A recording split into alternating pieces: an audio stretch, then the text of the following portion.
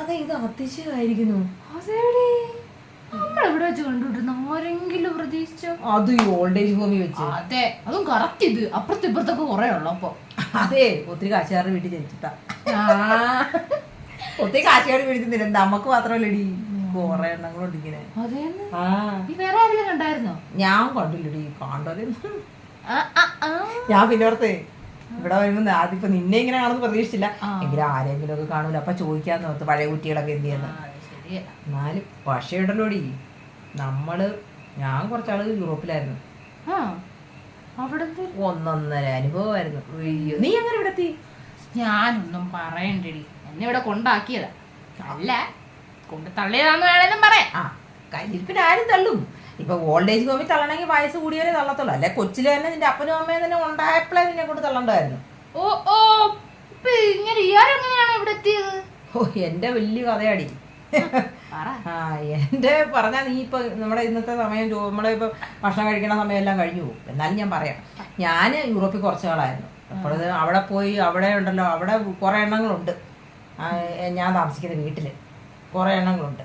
അപ്പൊ ആ എണ്ണങ്ങളെ കൊണ്ട് എനിക്ക് രാവിലെ തൊട്ട് പെടാപ്പാടല്ലേ.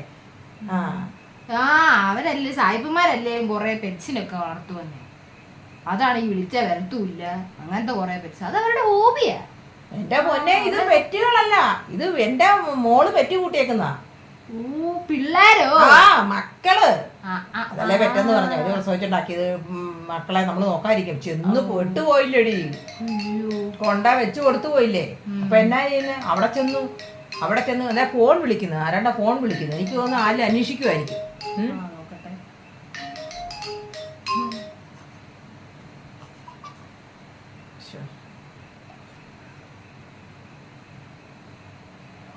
ഞങ്ങള് വിളിക്കാം, കുറച്ച് കഴിഞ്ഞ് വിളിക്കാം. ഞാനിവിടെ എൻ്റെ ഒരു കൂട്ടുകാരോട് സംസാരിച്ചോണ്ടിരിക്കുക. വിളിക്കാൻ കണ്ടൊരു സമയം. ഇപ്പൊ ഒരു കാര്യം ചെയ്യ്, നീ എന്തിനു ഞാൻ പറയാം, ഞാനവിടെ അവരുടെ വീട്ടിൽ ഇങ്ങനെ മക്കളെ നോക്കിക്കൊണ്ട് ഇങ്ങനെ ഇരിക്കുവായിരുന്നു. മക്കളെ നോക്കി ഇരിക്കുക എന്താ ചക്കെന്ന് പറഞ്ഞ കൊക്കെന്ന് കരുത പിള്ളേര്. നമുക്കറിയാലോ, ഭാഷ അറിയാവുന്നോണ്ടേ നല്ല രസമല്ലേ. രാവിലെ എഴുന്നേറ്റ് എൻ്റെ അടിയെ രാവിലെ ഞാൻ ഇതുങ്ങളെ ഓരോ സാധനങ്ങളൊക്കെ കൊടുത്ത് ഉണ്ടാക്കലൊന്നും അല്ല ഇവിടുത്തെ പ്രശ്നം. അതുങ്ങളെ തീറ്റിക്കലാണ് വലിയ പാട്.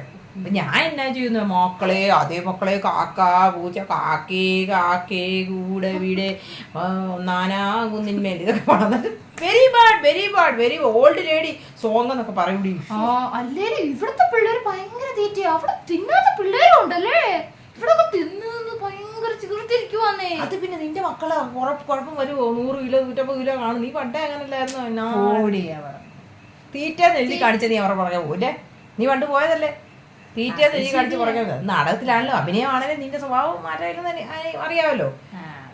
എന്നിട്ടുണ്ടടി, അത് നീ കേൾക്കണോ? എന്നിട്ട് ഞാൻ എന്നാ ഇതിൻ്റെ അടി നല്ല സമയത്ത് ഞാനൊരു കാര്യം ചെയ്തു. നിനക്കറിയാമല്ലോ, എനിക്കിങ്ങനെ വീടിൻ്റെ അകത്തിരിക്കുന്നത് ഭയങ്കര ബുദ്ധിമുട്ടുള്ള ആളാണ്. ഇരിപ്പുറക്കത്തില്ല എനിക്ക്. ഞാൻ എന്നിട്ട് ഈ കൊച്ചുങ്ങൾ പോയി അതേ മക്കളെ കാക്കേന്ന് കാണിക്കും. എനിക്ക് അന്നേരം അറിയാം നീ ഇപ്പൊ ഈ പറഞ്ഞു വരുന്ന അങ്ങനാണ്. അതൊക്കെ ഒരു കാലമായിരുന്നു. എന്തായിരുന്നു ഇതൊക്കെ നീ എന്നെ ഓർപ്പിക്കാതെ. അതാണ് നമ്മള് കുളിക്കാൻ വേണ്ടി പോകുന്ന സമയത്ത് നമ്മുടെ സോപ്പൊട്ടി ഒഴുകി പോകുമ്പോൾ അത് പറഞ്ഞ് എടുത്തുകൊണ്ട് തരുന്നതും. പിന്നെ ഒരു ചെരുപ്പ് പോയി കഴിയുമ്പോൾ മറ്റേ ചെരുപ്പോട് എടുത്തെറിഞ്ഞാൽ കിട്ടുമെന്ന് പറഞ്ഞു അത് രണ്ടും എടുത്തെറിഞ്ഞാൽ അയ്യോ ചെരുപ്പേന്ന് പറഞ്ഞാൽ എന്തൊരു കഷ്ടമാണ്. അതൊക്കെ ഒരു കാലമായിരുന്നു കേട്ടോ. പിന്നെ ഇടയ്ക്കിടയ്ക്ക് കന്നഡ വാക്കുകൾ വരുന്നുണ്ടല്ലോ. നീ കോത്തിമറി ഇതൊക്കെ പറഞ്ഞു. കുറച്ചാൽ ബാംഗ്ലൂരായിരുന്നു അല്ലേ?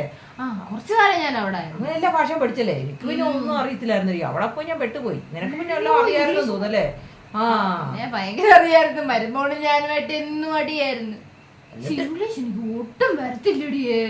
അവിടെ ചുമ്മാ നടന്നിട്ട് എന്തോന്നടിയൊക്കെ പറയുന്നേ. ഒരു ദിവസം ഉണ്ടടി ഭയങ്കര സീനായി. ഞാൻ ചോറും ഇതും കഴിച്ചൊന്നും പറഞ്ഞോണ്ട് അതൊന്നും കഴിക്കാൻ പറ്റത്തില്ല. അവിടെ ഉണക്കറൊട്ടിയല്ലേ കിട്ടത്തുള്ളൂ. ഉണക്കറൊട്ടി ബർഗർ എന്നാ പറയുന്നേ. ഞാൻ കുറച്ചു ബോംബെയിലായിരുന്നു. അപ്പൊ അവിടെ റൊട്ടി എന്ന് പറയുന്നത് ചപ്പാത്തിക്കാണ് റൊട്ടി എന്ന് പറയുന്നത്. റൊട്ടി വേണോ ചാതാണ് ചാഹിയെന്ന് പോയി. എന്നോട് ചായ ക്യാക്ക് ചോദിക്കും. പിന്നെ ഹിന്ദി അങ്ങനെയൊക്കെ എനിക്കറിയാം. പക്ഷെ ഇംഗ്ലീഷ് എന്ന് പറഞ്ഞു കഴിഞ്ഞാൽ നമുക്ക് വലിയ അത് മക്കളോടുകൂടി രക്ഷയില്ല. ആ പിള്ളേരോട് എന്തിൽ കം കം എന്ന് പറയാനോ ഗോ ഗോ അറിയാം. കം കം ഗോ ഗോ പിള്ളേരാണ്. എന്താ കഷ്ടം. എന്നിട്ട് ഞാൻ കാക്ക കാക്ക ഒരു ഓൾഡ് ലേഡി നോ നത്തിങ് ഒക്കെ അവര് പറയുക. ഈ കറുത്തല്ല കാക്ക എന്നല്ല എനിക്കറിയത്തില്ല. കാക്കയൊന്നും ഇല്ലടി അവിടെ. എന്താ ഒരു കിളിയെ കാണിച്ച് ഞാൻ അതിന്റെ പറയാം ഇവിടെ ഇവിടെ തിന്നു മക്കളെ ഒന്നല്ലേ തേനല്ലേ എന്ന് പറഞ്ഞ് ഞാൻ പറയാം. ഇവരെ ഇട്ട് ഞാൻ ഓടിക്കുമോ. ഒരു ദിവസം ഞാൻ ഈ ഓടിച്ചു കൊറേ ഓടിയടി. ഞാൻ ശ്വാസം വലിച്ചു. ഞാനവിടെ എനിക്കൊന്നാഴ്ച ശ്വാസം മുട്ടുള്ള എനിക്ക് അറിയത്തില്ലേ. അതുകൊണ്ട് അവിടെ മോളെ വലിച്ചു ഞാൻ ചെന്നപ്പോഴത്തേന് പെട്ടെന്ന് ഒരു പോലീസ് ജീപ്പ് വന്ന് നിർത്തിയിട്ട് ഇൻസൈഡ് എന്ന് പറഞ്ഞു. മോളെ നമ്മുടെ ഭാഷ ഇൻസൈഡ് എന്ന് പറഞ്ഞാൽ വീടിനകത്തോട്ട് പോകുന്നല്ലേടി. ഞാൻ ഇൻസൈഡിലോട്ട് ഓടിപ്പോയടി. പോലീസുകാരെന്റെ കൂടെ ക്യാച്ചെന്ന് ഞാനാണ് എന്റെ പുറകെ കാച്ചാൻ പിടിച്ചോണ്ട് പോകുന്നേ. എടി പിള്ളേരായിട്ട് ഓടിച്ചില്ല ഞാന്. ഓ പിള്ളേരെ പിടുത്തക്കാരെന്ന് വിചാരിച്ചാണ് പരിപാടിയാടി. ചെന്ന് ഓടിക്കാൻ നിൽക്കുന്നു പിള്ളേരെ. എടി നിനക്ക് ഐൻസ്റ്റീന്റെ തല ബുദ്ധി ഏഡിസിന്റെ ലിവർ ഇപ്പൊ ഒന്നും അല്ലെന്ന് എനിക്ക് മനസ്സിലായി. എടിയെ ഓടിച്ചതിന് ഒന്നുമല്ല. ഞാൻ കാണിച്ച വലിയ തെറ്റായി പോയി. ഞാൻ ഇവരായിട്ട് ഓടിച്ചു പിടിച്ച് ഈ പോലീസിനോട് ഇൻസൈഡ് ഇത് എന്നാ ഞാൻ കേറി സാറേ എന്നൊക്കെ പറഞ്ഞു നമ്പർ എന്ന് പറഞ്ഞു. ഞാൻ പറഞ്ഞു ഇതൊന്നും നമ്പർ അല്ല സാറേ ഇത് യഥാർത്ഥമാണെന്ന് പറഞ്ഞു. അവര് പറഞ്ഞെടി എടി അന്നേരം അവര് പറഞ്ഞ ഫോൺ നമ്പർ. അവര് ഫോൺ നമ്പർ എന്ന് പറയണ്ടേ. Number no number. ഞാൻ പറയും ABCD പോലെ ഓർമ്മയില്ലാത്ത നീയാണ് നമ്പർ ഓർത്തിരിക്കാൻ പോകുന്നത്. ഒന്നും അറിയത്തില്ല. എനിക്ക് ആകെ ഒരു 5, 9 മാത്രം. അവര് പറഞ്ഞു 5, 9 നിങ്ങളുടെ വയസ്സ് ഏജ്. No age 73 age. രക്ഷയില്ലടി. ഞാൻ മടുത്തു. ഞാൻ അവസാനം അയ്യം വിളിക്കാൻ തുടങ്ങി. എന്തേലും അവസാനം എങ്ങനെയോ ഓടി എന്റെ മരുമോൻ വന്നപ്പോ ഞാൻ വാട്ട് അമ്മ പാട്ടില്ല മലയാളത്തിൽ പറഞ്ഞോളാം. ഞാൻ ഇത്ര നേരം ഇംഗ്ലീഷല്ലേ പറഞ്ഞോണ്ടിരുന്നേ.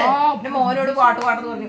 ഒരു വട്ടല്ല നിങ്ങൾക്ക് വട്ടാ. നിങ്ങളോട് ആര് പറഞ്ഞു ഈ പെരക്കാത്തിരുന്ന് കഴിഞ്ഞ് തിന്നാൻ കൊടുക്കും. നിങ്ങളോട് ആര് പറഞ്ഞു ചോറും പാത്രം എടുത്തോണ്ട് വെളിയിൽ കൊണ്ടാണ് എന്നോട് ചോദിക്കുവാടി. ഇത്രയും പൊന്നെ തേനേന്ന് പറഞ്ഞ ഞാൻ വളർത്തുകാടി ചങ്കി കൊള്ളുന്ന വർത്താനം. ഒന്നോ മരുമോളുണ്ടോ. മരുമോൾ അടി കൂടിയപ്പോ എന്റെ മോൻ എന്തുവാ പറഞ്ഞ മരുമോളിനെ സപ്പോർട്ട് ചെയ്തത്. ഞാൻ അത്രയും കാലം പൊന്നു മോൻ എല്ലുമുറിയെ പണിയെടുത്ത് നോക്കിയല്ലടി. അവനെ ആ തലവും കൂടെ വിട്ടിട്ടാടി അവിടെ പോയി അവൻ അവിടെ സുഖിച്ച് ജീവിക്കുന്നേ. നിന്റെ കെട്ടിയവനൊരു നന്ദിയില്ലാത്തന ആ ഒരു ഇത് കിട്ടിയതാടി. നിന്റെ സ്വഭാവം നല്ല സ്നേഹമുള്ളവളായിരുന്നു. അതേന്ന് നമ്മളൊക്കെ എന്തോരാ സ്നേഹത്തോടെ ഒരു മിഠായി കിട്ടിയ നമ്മൾ രണ്ടുപേരും എല്ലാവരും തിന്നിട്ടുണ്ടോ ഇവേ. എന്നിട്ടുണ്ടല്ലോ. എന്നിട്ട് അവിടെ വന്നപ്പോ എന്താ അവസാനം എന്നാ പറയോ കാര്യം. ഞാൻ കൈ കൊണ്ട് കൊച്ചിന് വാരി കൊടുത്തെന്ന്. കൈ കൊണ്ട് വാരി കൊടുക്കാൻ പാടെ സ്പോണും കോർക്കും ഒരു സാധനമില്ലേ മുള്ളു കുത്തി വെച്ച് കൊടുക്കണമായിരുന്നു.